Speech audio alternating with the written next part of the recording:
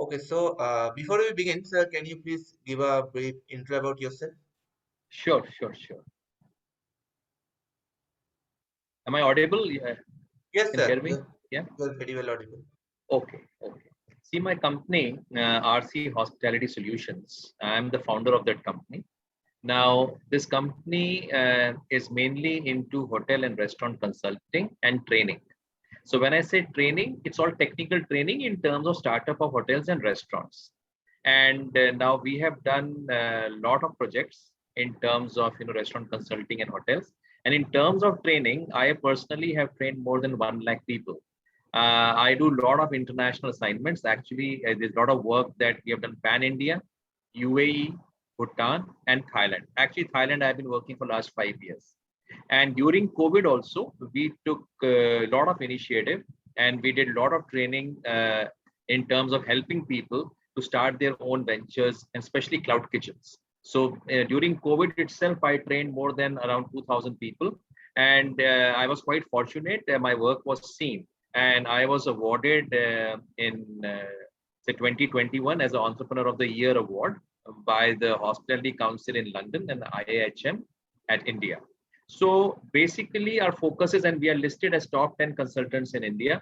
That too with Hospitality, Consultant Magazine, and also with Insight Success. So I think this is how the things are. And I had a corporate, experience with Taj Hotels, Intercontinental, and Starwood. And then I embarked on a journey of starting on my own as an entrepreneur around 8-9 years back. So I think this should give a little bit of a, my snapshot of my company and myself. Are we good? Yes, sir. Good. Great, So, great, great. can you please share your experience? For I guess you have 20 years of experience in the hospitality Correct. industry. I saw, what exactly you wanted. The idea is very simple. What I think you're looking at is that what is it that is required to be an entrepreneur? Am I right? Is that what you're looking at? What is it is required? I think what you're looking at from me is what are those qualities that somebody needs to be an entrepreneur? Am I right, Aritra? Yes, sir. Yes, sir. I mean, I hope that is the reason you have called me on the show. If Yes, I'm sir. thinking right, that you want me to see. I'll give you my personal example in terms of starting on my own. I always believe that to start on your own, the seed is always. I hope I'm audible and I hope I'm clear. Yes, sir. Is the Yes, sir. volume right? You're Are you able completely to? audible. Yeah. Yes, sir. Yeah. Okay. Okay. See, the seed was always there in my brain. I mean, the seed to start on my own never came 8 years back or 9 years back. I think it was there even when I was in college, when I was, studying. I was doing my hospitality. That time itself I had. See, what happens at times is, especially in our kind of scenario, it takes time to actually take off on your plans which are deep inside your mind. And there are a lot of factors to it. And some of the most vital factors are, see, most of us who are academically oriented are coming from middle class families in India. So one blockade that comes is see, first there's the apprehension of starting on own. Second, definitely there's a constraint of finances. You suddenly have a kind of a roadblock that if I want to start on my own, from where I'm going to really get funds coming in. And this is the reason, if you see, a lot of entrepreneurs have worked for a certain period of time before starting on their own. So my journey was exactly like that, I worked with the corporates, I gathered that experience. But as I told you, I had that seed in my mind to start on my own. And even starting on my own was not easy, actually. That itself is a very interesting story if you want to listen to. When I started on my own, see, in my profile, if you see, I was never a trainer at all. I was an ops guy. I was an operational man. So when I started on my own, the company RC Hospitality, it was started to help people to open hotels and restaurants. That was the idea, actually. But in my profile, I had worked with a lot of startups in terms of hotels and restaurants. I was actually a CEO of a retail chain of restaurants also, just before I started on my own. So I did a lot of projects. Now, what happens is when you do any startup in terms of hotels and restaurants, you have to really focus on training. I mean, you can create beautiful products, but if your people are not trained, the results are absolutely awful. So definitely one of the key result areas in my designation, or in terms of my role, was that I had to start training people. Even when I was a CEO of a company, even when I was a general manager of a hotel. So training became a byproduct of my result area. So when I started, a lot of my friends, first they were very apprehensive. They said, you're leaving a job and you're starting on your own. So suddenly when you leave a job, you know that you're going to get a salary at the end of the month. When you start on your own, there is no end of the month salary. I mean, you may get, you may not get the paycheck. So they said, now you should sell whatever talent you have. So I was thinking and I realized, yes, this makes quite a good logic. So then I said, okay, fine. I will be consulting as well as I will be training. And trust me, Aritra. Am I pronouncing your name right, Aritra? Yes, sir. Fine. Huh? Then I'll tell you what happened. You'll be surprised. I mean, never a trainer. Today, I have trained more than 1 lakh people, and still training is going on. 1 lakh people across the world. During COVID itself, I had Google. Their team came. They got trained. They had participants for at least 10 countries. I mean, you name it. I had people coming from various parts of the world. You name it, and they were there. But idea was very simple. That when I started, my only thought was this: that somehow this venture has to sustain. There also, I'll tell you a blockade that came. When I started on my own, I started a training center itself in Bombay around 8-9 years back. And we started, some courses, where people could come in and they could get certified. So when we started it, I had a team, I got team together, and we had two batches. It was very good. Getting third batch became difficult. We never had a marketing fund. And actually, if I tell you, that institute closed down within 18 months. It's a real story. Within 18 months, that venture was closed.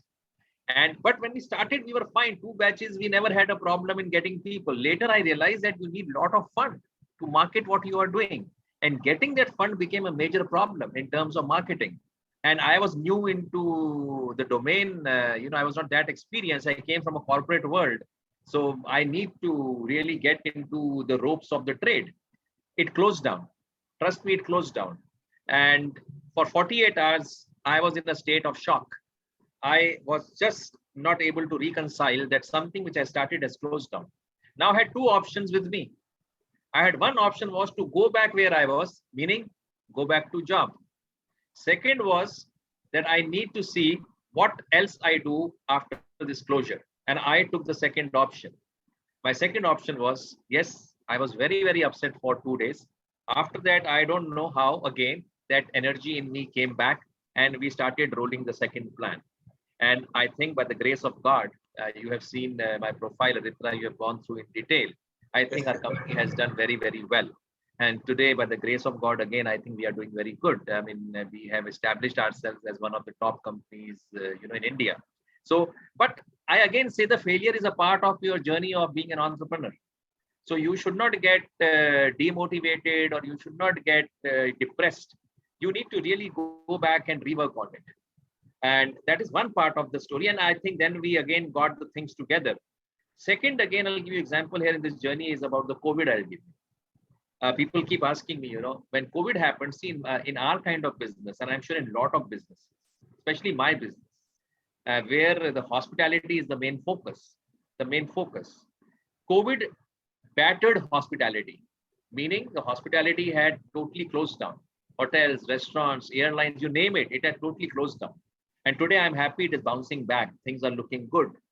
When it closed down, I'm talking of 2020 March, if I'm right. The COVID affected us in 2020 March. I used to travel a lot, before COVID. The job is like that. 2020 March, I was supposed to go to Bhutan. Bhutan, they closed the airport. The COVID had taken over. And now suddenly, and I thought this COVID will go in 2 months. We all thought. We thought 30, 40 days, this will go again, we'll be back to normal. We never realized that it is there for long. Till that time also, I was positive and I was not taking it seriously. Then I realized that the problem is a big problem. And then I started getting sleepless nights. The sleepless nights were now that business was again jammed. The hotels started closing, restaurants started closing, the full business where my business is dependent started closing. So I said, now do what? And again, I'll tell you, this was again a blockade that came in. And today, again, I feel that, I always believe that you need to be more creative when you face challenges. And I think that is something I see. Please don't misunderstand it. It's all humility I'm talking. I think it came on me. So again, for 24 hours, I was thinking what to do. Then I launched a module on cloud kitchens. You know cloud kitchens, right? These are these dark kitchens, Yes. which all your parcel food, your packed food that Zomato, Swiggy is giving. I started, developing modules on Cloud Kitchen, and trust me, after we launched that, Cloud Kitchen module, we trained more than 2,000 people, and not only that, and that was done at a very, very nominal fee, very nominal. Idea was, simple. The idea was not to make money, but to help people in the business who had lost jobs. We started that module. I'm sure you've seen it on LinkedIn and Facebook. A lot of stuff is there on that, and that is one area where I was kind of recognized. And a lot of people, after joining this module of mine during COVID, they opened their own cloud kitchens. They were able to sustain their jobs. So I think my take is to a lot of my friends here who are right now online, and what I can say with all humility is this, that you need to have that kind of determination. You need to have patience, a lot of patience. See, the combination of determination and patience is very important if you want to start on your own. Results are not going to come overnight, number one. Results will vary at every step. You need to have a approach which is absolutely, you need to analyze the grains of your business. And thirdly, don't get into a mode of negativity or pessimism. Be optimistic, be confident, and try finding innovative solutions in terms of how you're going to manage in terms of adversities that you come in. And more so, you have called me during times where hospitality has been battered very badly. And somehow I think today I see things are bouncing back. The restaurants are going full. I'm sure same thing must be happening in Calcutta, what is happening in Mumbai. The hotels are going to go full. They're already going full. So I think we are bouncing back and things are looking good. And I think we have actually crossed that tide, which was very tough tide. So I think there are a lot of facets to being an entrepreneur. I mean, I feel, I don't know if I answered what you exactly wanted from me in terms of my journey. Yeah, Nitesh. Yes, sir, it's fine. It's great. Anything else you have in mind, you can ask me. I mean, it's No, better. let the audience ask. Yeah, go Audience, do ahead, you go have ahead. any Yeah, question? if they're open to ask me questions, that is better. I mean, I can keep talking, but it will be more interactive if they can ask me, I'll answer. Yes, yes, audience, please make the session interactive for Rajnish sir. Anyone, any Uh, question? Hello, sir. Hello, hello, hello, madam. Hello. I actually didn't know if you have any technological, like, have you done any engineering? And I also wanted engineering background because I also wanted to ask how hospitality is changing in this day because of technology. Good Are you question. seeing any, Very, adverse or very good question. Very good question. weird effects because of technology Yeah, yeah. in the hospitality industry? Yeah, very good question. I'm going to answer this question. Good question you asked me. First, my educational qualifications is I have a degree in hotel management and I have PG diploma in business management. So that is, and I started my career as a management trainee with Taj Group of Hotels. That is with the Tatas. That is my qualification. And at times I feel I'm overqualified for hotel companies. People tell me, they start calling me doctor at times. Okay. Now let's come to your question about technology. Technology, absolutely right. Let us take a cloud kitchen. Cloud kitchen is your delivery kitchens. You order from Zomato, Swiggy. Am I right? All of you must be ordering Zomato, Swiggy today. I mean, I'm sure about it. So you will be surprised today. I don't know if you've heard of this company called Rebel Foods. Rebel Foods is the biggest dark kitchen company today, who have brands like Fasus, Behruz Biryani. Have you heard this brand or not? It's a very, very big brand of food business. And trust me, the founders of this company are all engineers. All engineers. They are not from hospitality background. They are engineers. Most of them in Mumbai, I see, are alumni of IIT Bombay. Most of them. You look at any of these food companies today, you'll be surprised. It is headed by engineers today. Now, there's a reason to it. Let's take, I'm going to answer your very specific question of technology. I keep telling in my sessions, for a cloud kitchen business, for a delivery kitchen business, there are 3 T's which are important. 3 T's. One T is talent of cooking. Food has to be tasty. In a food business, you cannot do a food business without a tasty food. Second thing is talent of doing business. Like you need to have business skills with you. And the third vital part is technology. The third vital part is technology. As you asked me, the third vital part is technology. So first I told you talent of cooking, which is important. Your food has to be tasty. Second is talent of doing business, your understanding of business. And third is technology. Here also I'll add a little bit on technology. Especially in terms of food delivery business, the most important element of technology is data analytics. Data analytics. You need to have a very strong data analytics to understand the demand and supply. You need to, even not only that, Google, as a matter of fact, has one of the support partners called SEARCE, SEARCE. They have developed in terms of their software to help cloud kitchen businesses in terms of inventory management, in terms of scalability, and in terms of understanding underserved markets. See, there are markets where they have not served in terms of marketing after data analytics. So they even help you in terms of where you should spend your marketing rupees. Where are the markets where you have neglected? This was not happening a couple of years back. We were only focusing on tasty food. Today, there is a right combination of your tasty food, your talent of doing business, and third is your technology. So things have changed. Technology is playing very, very important role. And post-COVID, definitely, yes. Post-COVID, definitely, yes, there's a huge amount of transition in terms of understanding businesses. Technology has taken a forefront completely. I mean, I don't have to talk about it. Contactless service, you have apps, you can order through apps. There are huge things that has, kind of transformed. Definitely, yes, technology is a very, very forerunner in food business today. And I am very, very positive. I am very, very evolved in terms of, I always say technology is a process enabler in food business. It's a process enabler.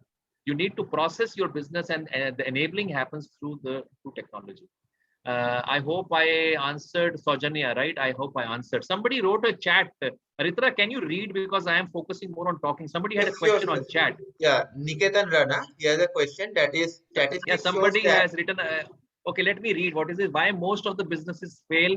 The statistics show that 90% business fail in 3 years. Yeah, fantastic. Okay, yeah, you have a good audience here today. Very good. I'm happy. Okay, the fatality rate in F&B business, not all business, I'm talking of food business. My specifics are food business.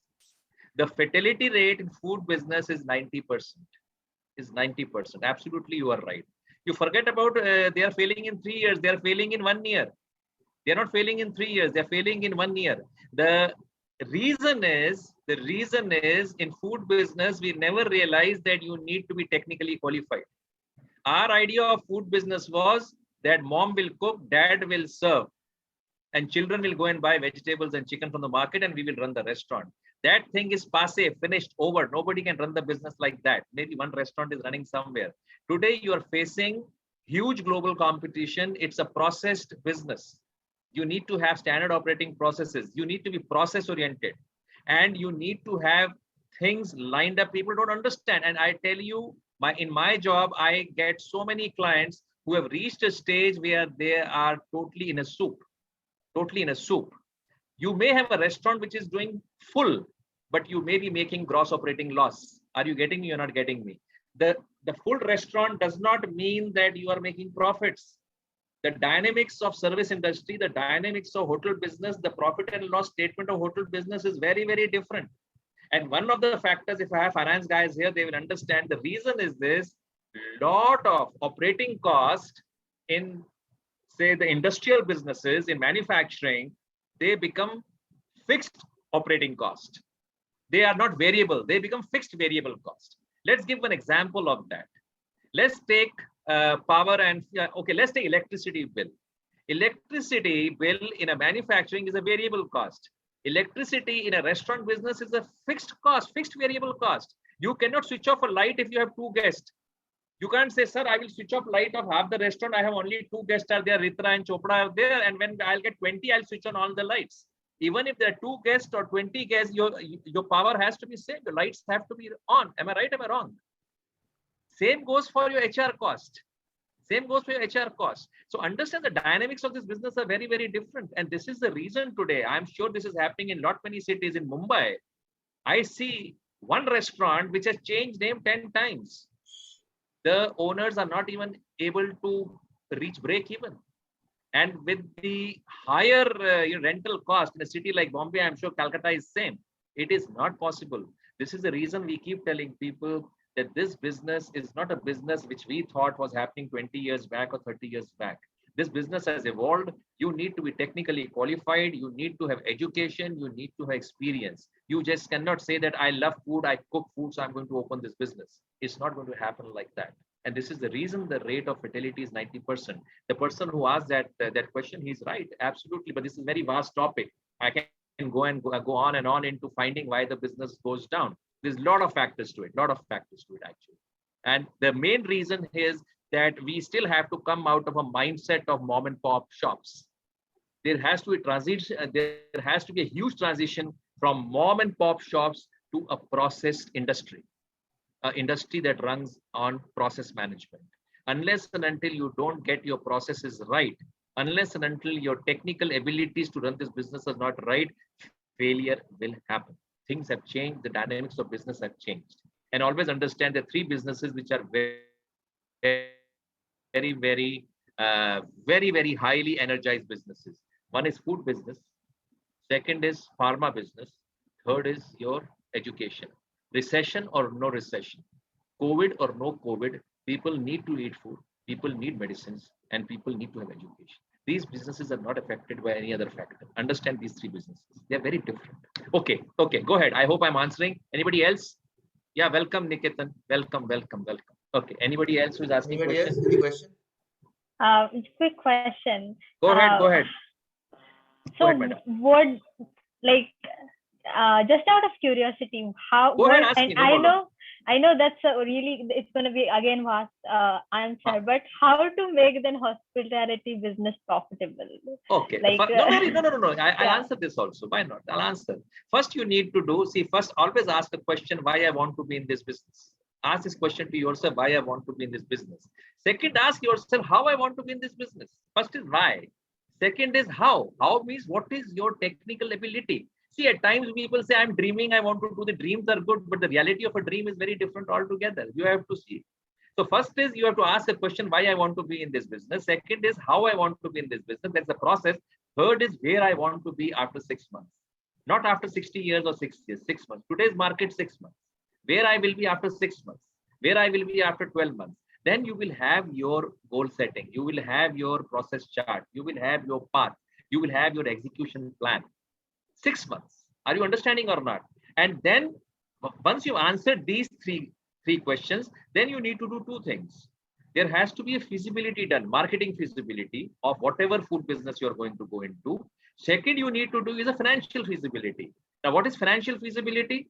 Financial feasibility, first thing in this business, there's an incubation time to make money. There's an incubation time. In a food business, you don't start making money in 1 year. It may take 18 months.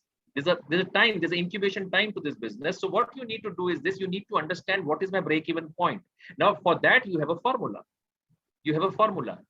First, that formula is fixed cost divided by 1 minus variable cost percentage. Meaning, you need to take all your fixed cost, divide by 1 minus variable cost percentage. You will get a value. Then that value you need to see how I'm going to achieve. And once that plan is ready, that I am going to have my break-even point, your tension is over. But if you're not able to reach break-even point, you will need then you will have to give money from home. Meaning you need a working capital. Are you understanding or not? Now, people fail when they don't have these plans on paper. See, people just get up and say, I want to start business. ऐसा नहीं होता है भाई कि जाके गए, you know, see, I always say there's a saying in Hindi, बेवकूफी और बहादुरी में बहुत कम फर्क होता है. There's a very less difference between being brave and being foolish. Very less difference. So you need to have a very pragmatic approach, very technical approach. You need, and see, the failure can still happen, but you need to design success. Failure can happen. Now, see, we never thought that we are going to have a black swan event like COVID. Who dreamt of it? So this is there are few failures which are not in our hand. But what I'm saying is, I'm not looking at that failure part. I'm saying you need to design success. You need to design success. You need to have a plan on paper how I want to succeed. You cannot just go with some guesswork or hearsay, or because 10 people are opening restaurant, I'm going to open restaurant. That doesn't cut the cake at all. So I hope these things, again, it's a very vast subject we talk about. You do ask those three questions, go into marketing, feasibility, go into financial feasibility. Yeah. Okay. Okay. I hope I answered. Anything else? Yeah, Niketan has another question. Go Let ahead. me Please read. read. Yes, sir, I am reading it for you. That is, what will good starting own business and then further expanding slowly or get huge investment and then start up? Niketan, can you be a bit more specific? I got it. I got it. Actually, I got his question. Actually, Aritra, I have understood. What will be good starting our own business and then further expanding slowly and get huge investment? Okay. Okay. Okay. Okay. Let me answer about I'm understanding, and then he'll say. See, first is this. Please understand. Forget about huge investment and all coming in. Please remove this thought completely from your mind. Any private equity coming, just remove that thought completely. First, my thought is to all of you who are going to be starting their business, please have a proof of concept. Proof of concept. First, have a proof of concept. First, run a small outlet or a small business and make money. Private equity will come after going through your proof of concept. Later, see, when I meet people at times, I tell you, it is crazy. It is like a cappuccino talk. You sit at Starbucks and cafe coffee day and make big plans. Those doesn't work like that. A lot of people I see, sir, I will open this, then I will have 30 crores coming, then I will open 50 restaurants, 5 in Dubai and 5 in London. Doesn't cut the cake at all again. First, have one small prototype, make it successful, make a proof of concept. Once your proof of concept is ready, you start scaling it. Once your prototype is ready, you scale it. Later, after you have reached a certain stage where you feel that there is a market evaluation to your brand and product, we talk about private equity. Please don't get carried away with this private equity thing. When you read in newspapers, somebody got this, somebody got that. Just first do a basic in your business, get your basic things right. Trust me, I can tell you, when I started in 9 years back, I wanted funds for my venture. I went to every fund company which was there. And trust me, nobody was ready to give me 1 rupee without collateral. Nobody was ready to give me 1 rupee without a collateral. I'm telling you reality. But today people call me and say, Rajnish, we will invest in your business. Today I don't want, because they have seen proof of concept. When you have proof of concept, people will be with you. Till you don't have proof, that's how the market works. That's how the market has the dictates of the market are. So don't worry about all that. My thinking to all of you, I hope I'm not discouraging you. I'm giving you reality. Reality is this: first you focus on your prototype, go into the basics, get your proof of concept. Then later we will see how much, how many $1 billion or $1 billion you need. That's a very far-fetched story. Don't get carried away. Okay, go ahead. Any other question? These are my answers, and I can be wrong also. There's no right answer to any question. These are my perspective. Yeah, Ritra. Any other chat is there? I don't know. No other chat right now. So Okay, anybody okay, has any okay. question? Yeah, I guess. Bringing back to hotel management thing, like in recent days in India, we see a lot of desi franchises coming on. Sorry? Franchises of the one hotel, like Yeah. Yevle Chaha or Tandoori Chaha, something like that, and they're opening the franchises. Okay. So I wanted to understand how opening a single restaurant is different than opening a group of restaurants, and how the mindset and thinking changes when you expand and scale on that much level. Because if you fail here, that's gonna be huge loss. So No, here how it is is very clear. different? No, Sojanya, what happens is, see, one is this, that where you open a restaurant through a franchisee. You understand what I'm saying? There you will say that, okay, Mr. Chopra, I am going to open a Subway, or I am going to open a McDonald's. Example I'm giving you, or I am going to open a pizza and I'll take a franchise. That's a different thing altogether completely. Second, what you're saying is I will make a brand and then I will grow and I will give franchises. You understand what I'm saying? This is what I am saying. First, you make a brand. Yeah. This is what I am saying. First, you make a brand out of one restaurant. That is step number 4, not even 2. See, when will people come to you?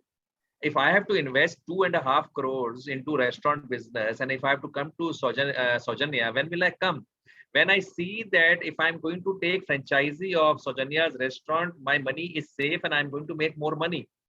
I'm not going to put my 2.5 CR investment on your restaurant where you have 2 restaurants and where I'm not sure. Are you understanding? So understand when will you be able to sell this when you have established your brand. And it's not an easy thing to build a brand. You need to be so passionate. That is what we are talking, skills of being an entrepreneur. You understand what I'm saying? So first, again and again, I keep telling everybody, first, you have to really focus on building up your brand that you have. You have to build up that. You have to build up that. I hope I answer your question. Yes, yes. And like these thoughts comes into the mind, but they are like cause of distractions in some place, and we don't focus on that. See, yes, you need to have a focus. This is the problem, and this is the problem. A lot of people fail. See, it's nice to be, even I am very aggressive. I have a very aggressive thought process.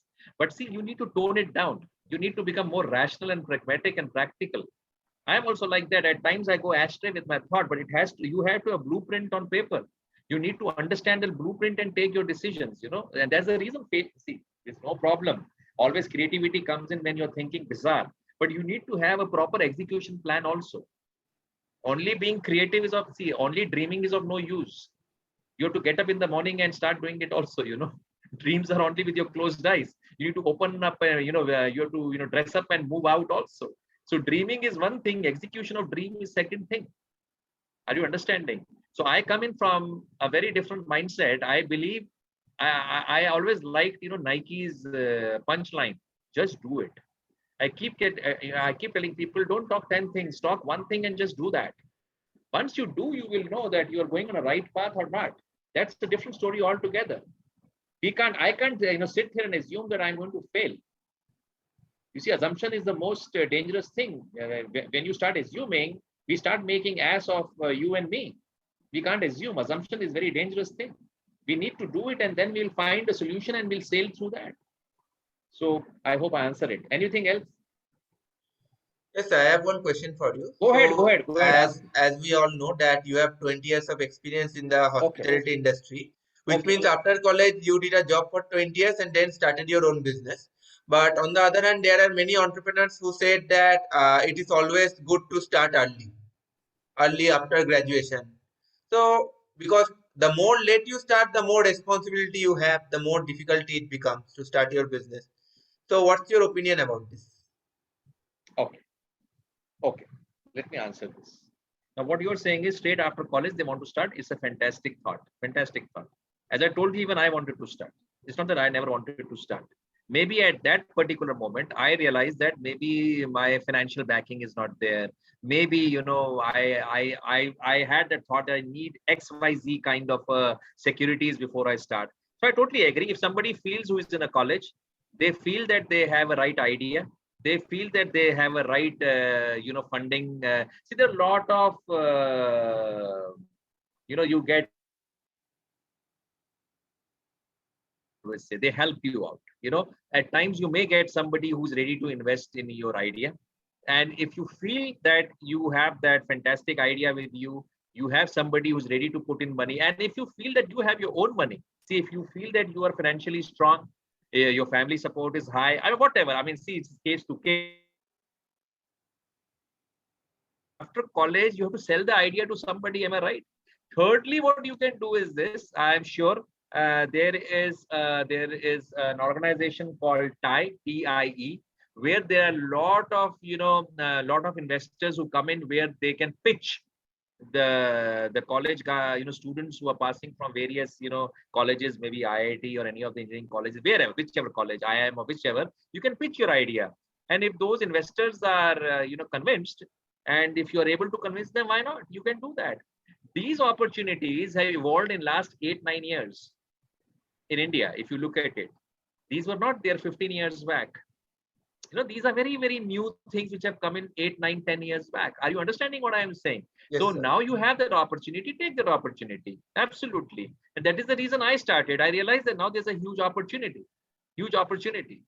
And actually, as you're saying, I actually had a chat with one of the, fund managers of Microsoft. Microsoft also does a lot of funding. So I spoke to the lady. It was in IIT Bombay. There was a conference happening. I was part of the conference.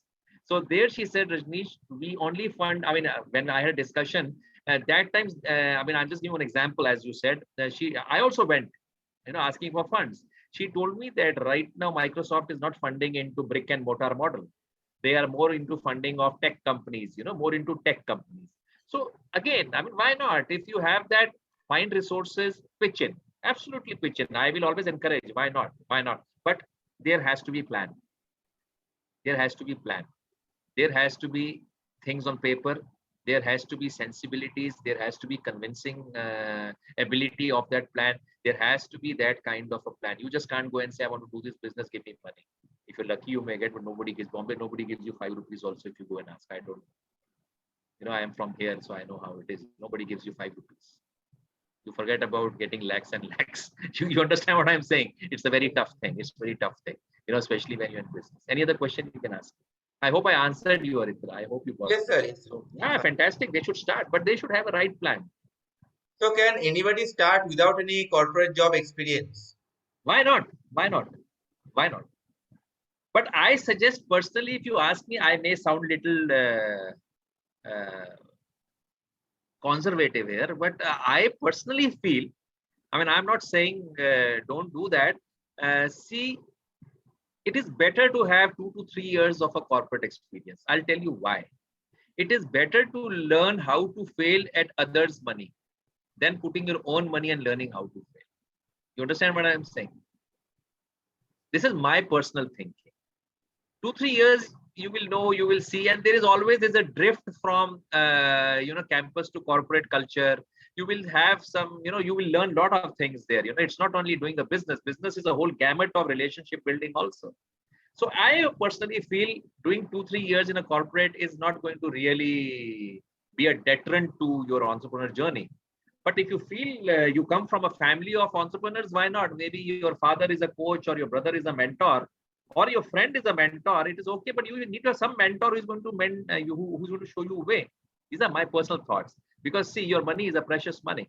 What you're going to invest, it's not something you can just throw into business and say, I'm going to try. See, you can't do that, So again, as I told you, I'm perfectly okay if they want to start, but I feel my personal thinking is it's always nice to take little experience of 2-3 years and understand the dynamics of that business. It is always good. It's always.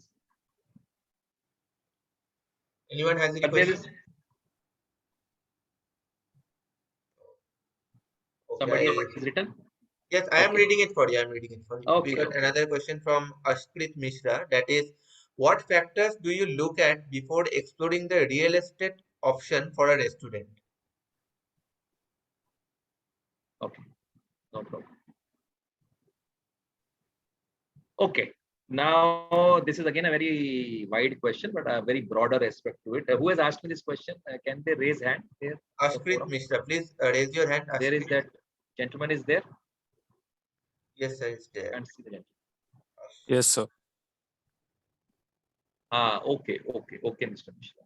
See what happens in see what happens the real estate. Now, I am not talking only in terms of rental or anything.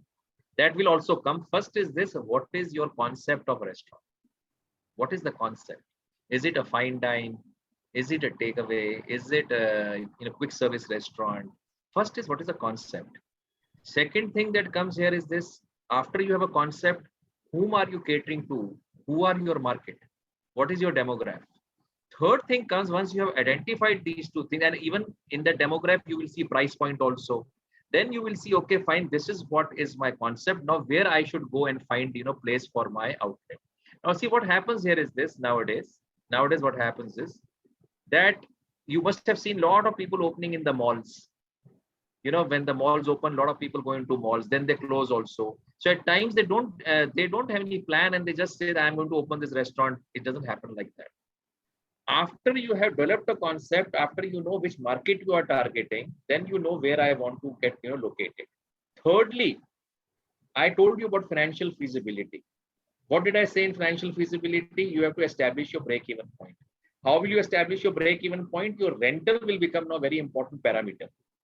When I say rental becomes an important parameter, now rental will become your fixed cost. Am I right? Your rent doesn't change every month. Rent remains constant. So rental becomes a fixed cost. Now you will find out a break-even point. Then you will see what is the rental of that real estate. Can I reach my break-even point with that rental or not? That only you will know after you have come out with your break-even point. If you feel that rental is matching your profit and loss, your projected P&L statement, perfect decision to take. If it is not, you have to find a new place. Fourthly, there are a lot other factors. I'll tell you in the real estate, we have a checklist for the restaurants. When I say checklist, say for example, do we have kind of water connections permissions there? Do we get all the licensing right if we have in this location? Is it, I mean, there are a lot of factors which come in with the kind of a checklist we have. So there are a lot of it that goes. Now that checklist is a very, very broader checklist. Even for the malls, we have a checklist that if we want to invest in a place in a mall, what all are the expenses? Are we paying the common area, maintenance? Are we, paying only individual? So there are these 4 or 5 factors which go, and then we decide that I'm going to take this place or not. I hope I answered, Mr. Mishra. Anything else, Aditya? Anyone else? Any question? Oh. Okay, we got one more question, that is, if you had to choose between these, high cost, more footfall, or low cost, less footfall?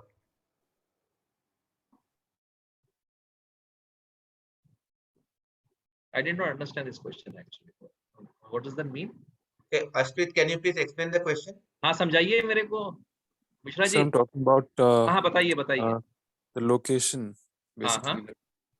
हाँ. The bigger footfall locations are the malls and commercial locations, and far from the city, those are the less footfall locations. So what will you choose between these two? No, not at all. Why do you assume that the restaurant on a high street will have low footfall? In Bombay, there's a place called Sakinaka. It's a junction. My office is very close to that. There's a restaurant, mainland China out there. You won't get a place to sit.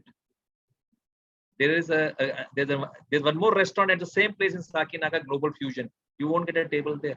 You go to Hiranandani, it's not a mall. I was 3 days back at a restaurant called Sigiri on Tuesday, jam-packed. First, you have to come out of this myth that mall will give you footfall and the restaurants will not give you footfall. On the high street, will not give footfall.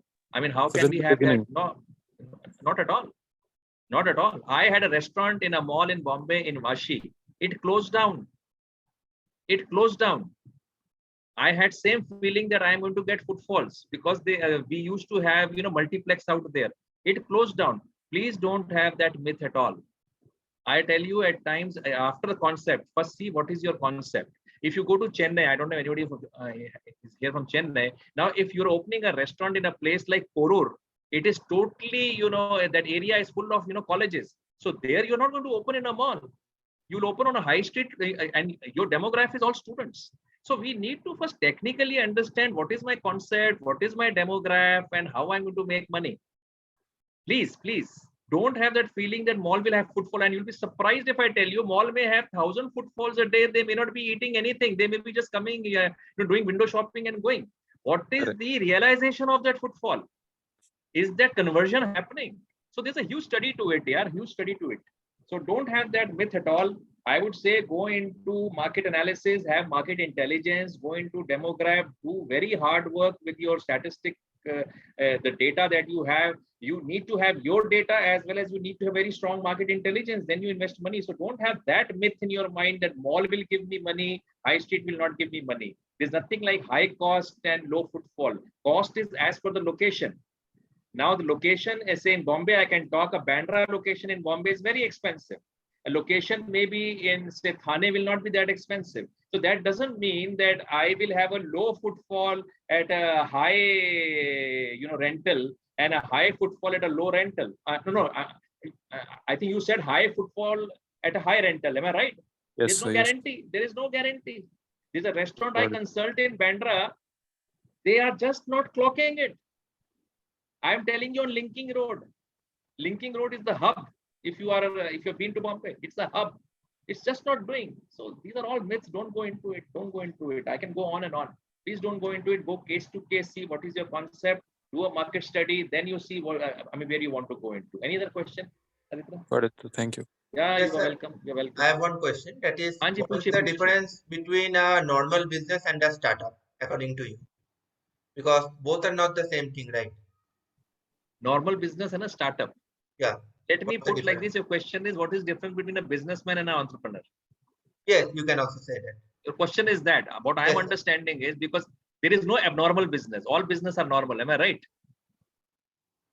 Yes, Aritra, sir. आपका जो question है, आप बोल रहे हो कि चोपड़ा जी क्या difference है between a businessman and a entrepreneur? Am I right? Am I Yes, wrong? sir. Yes, sir. Yes, sir. If I'm understanding it right. Yes, sir. Absolutely. It's very simple. See, now again, it's debatable, but my thought process to it is this: when a professional entrepreneurs like you and me, enter this market, we have a dream, we have a vision. As you know, we are talking about dreams and execution of those dreams. We do it with lot of things that we have in us. Now, what we have in us is first is innate passion to do, innate passion, and I'm sure that you can see that passion on this show with me. And Yes, you sir. had a lot of Absolutely. patience with me, actually. Aritra, I should share here, you had a lot of patience with me. You have been after me for last, I think, 3 weeks or 4 weeks. And for a moment, you thought I will not come on show. Am I right or am I wrong? It was not the case like that. So you had a lot of patience. I can see that. So please understand that there's an innate passion that you need to have to do business. Innate passion as an entrepreneur. Secondly, always remember how entrepreneur thinks. And most of them, they never chase money. They never chase money. They chase their dream in terms of creating a quality brand. Money is a byproduct of your quality brand. You never chase money. Money follows you. The problem is, lot of times a businessman thinks only money, and at times they become very short-sighted. Entrepreneur, that is the reason they are very creative and innovative. At times they fail also miserably. I'm not. That's why I said it's very debatable. I told you that it's a perspective. But a guy like me, I have never chased money. To be honest with you, never, never. Maybe when I started on my own, my salary was much, much higher. My last job, then for 1 year, I never got any money when I started on my own. And I was telling a friend of mine that from time I've started, I'm only, I'm signing checks to give. I'm not getting any check coming in. Trust me, it is reality. You understand what I'm saying?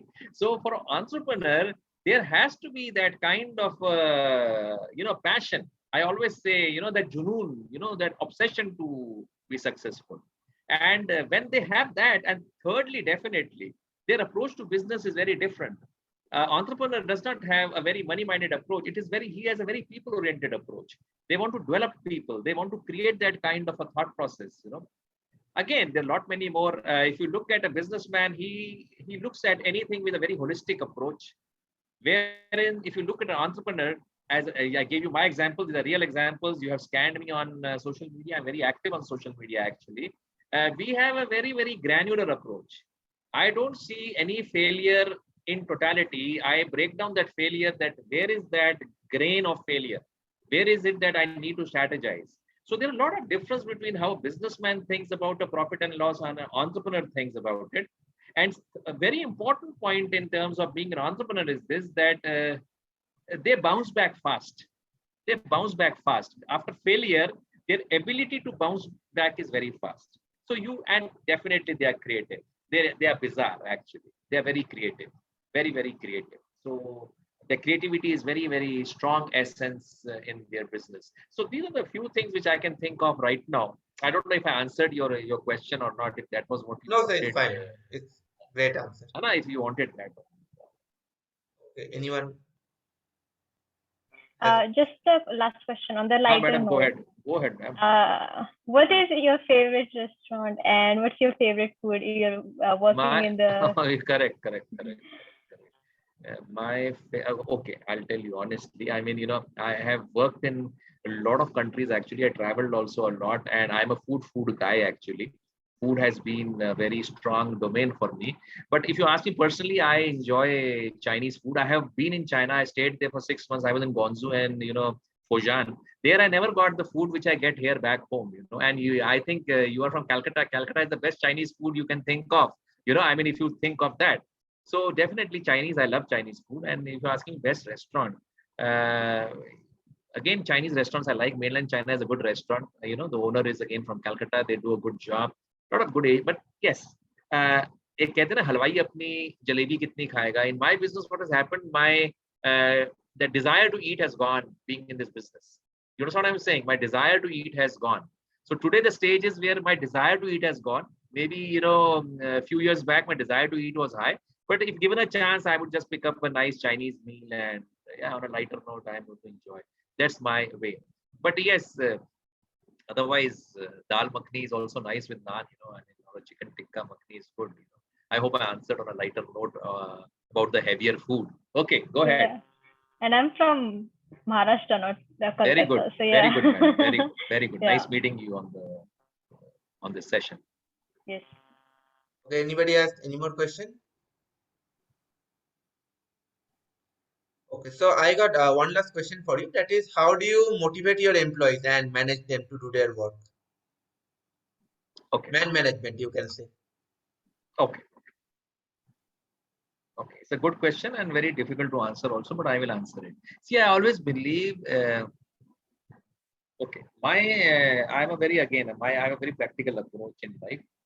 People, say for example, if I have team of people working with me, they definitely, they definitely,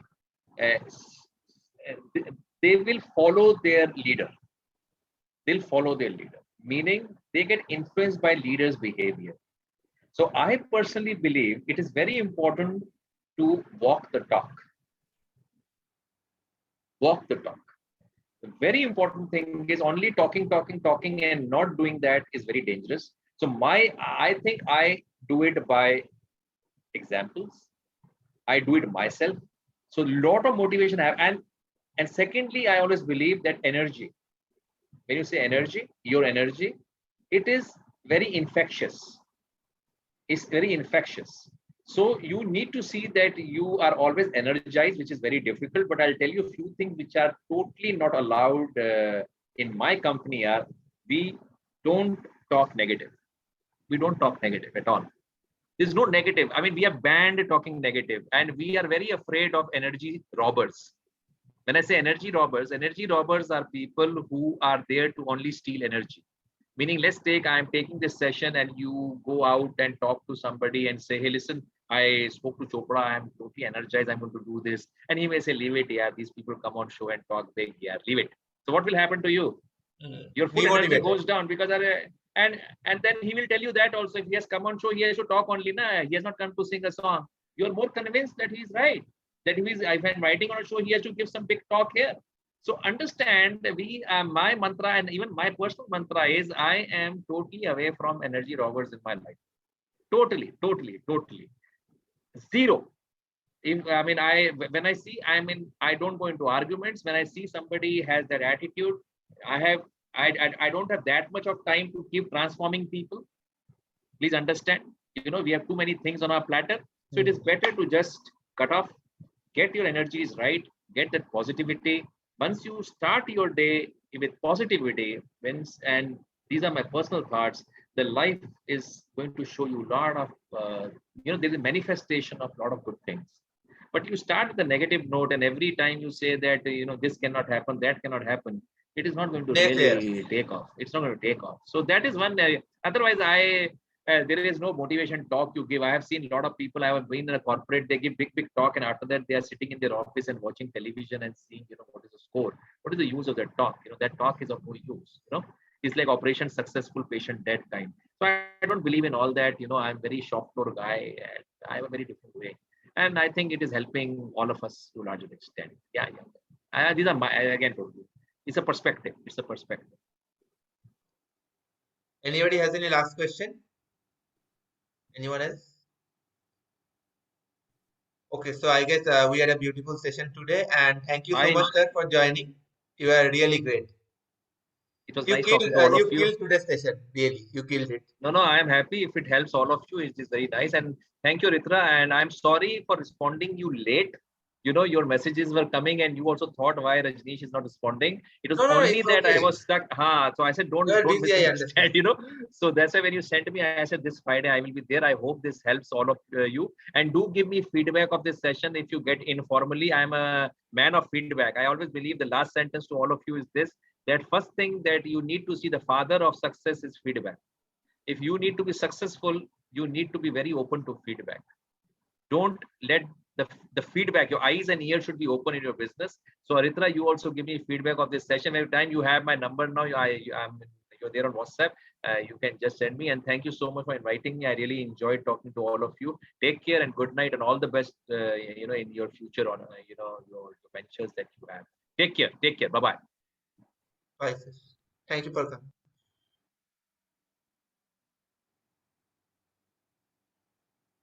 Okay, you can leave, everyone. Good night.